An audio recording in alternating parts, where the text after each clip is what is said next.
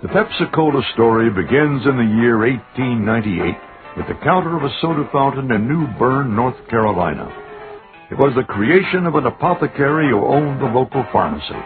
His name, Caleb Bradham. Here he dispensed medicine and advice in the traditional fashion of a 19th century pharmacist. But behind his soda fountain, he served a refreshing elixir that customers called Brad's Drink. In the summer of 1898, the young, energetic druggist began selling his drink by the name Pepsi-Cola. It didn't take long for business to take off. First he sold it by the glass, then by the gallon, and before long, Bradham was moving 5-gallon kegs of Pepsi syrup out his back door. 1908 was a big year for Pepsi. In New Bern, Bradham opened the doors of the first official Pepsi-Cola home office. Bradham envisioned Pepsi-Cola sales around the world, so he registered his trademark in Canada and Mexico. But at the height of this great American success story, fate intervened. World War I brought sugar rationing, which throttled Pepsi's growth. After the war, prices rose sharply, and Bradham bought heavily.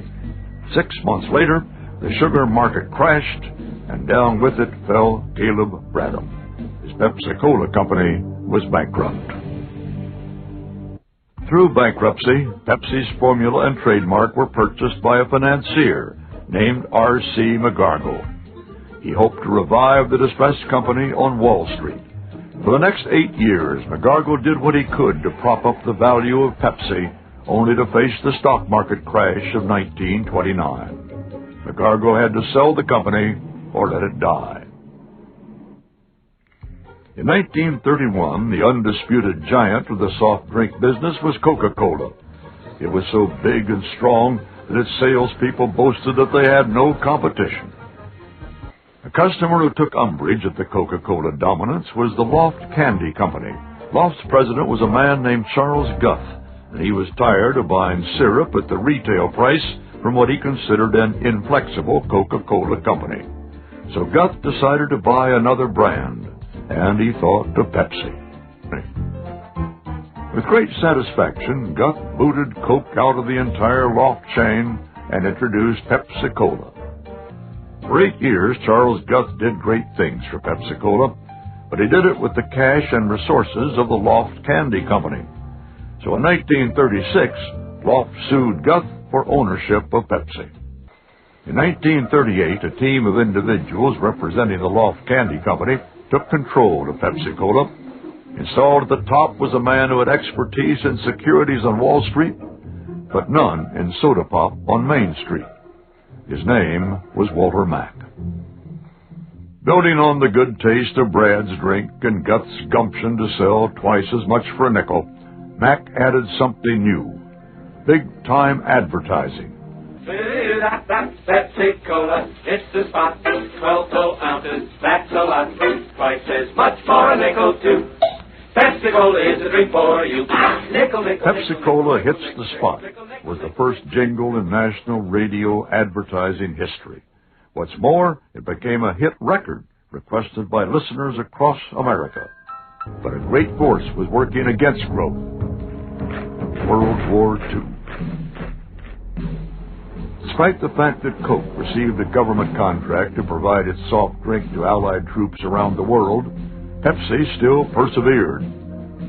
One hallmark of the era was a new color scheme for the company logo: red, white, and blue. After the war, Pepsi rebounded when Walter Mack hired a man named William Forsythe to head up a new international division. Soon, Pepsi began to establish a presence in countries around the world. During these post-war years, Pepsi made big strides. This included the hiring of a former Coca-Cola executive, Al Steele. During Al Steele's watch, clamor translated into record Pepsi sales. By 1959, he had the company poised for greater success. And then suddenly, he died. It was a great shock to the Pepsi family. During this transitional period, a new leader emerged. a man who rose through the company ranks from syrup salesman to president. Don Kendall was the man who brought Pepsi into the world spotlight. In 1965, Pepsi made a bigger move. The merger of Pepsi-Cola and Frito-Lay was sealed not by lawyers, but with a handshake. The result was the creation of a new company, PepsiCo, with combined sales of $500 million.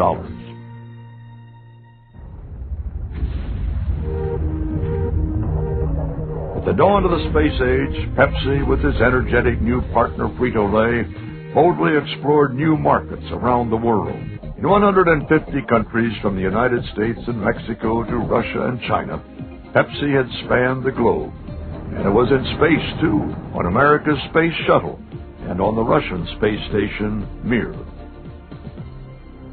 And from the nickel-nickel jingle of the 1930s to the girls in the 90s, Pepsi had also spanned the generations, keeping itself fresh, alive, and literally in tune with the consumers.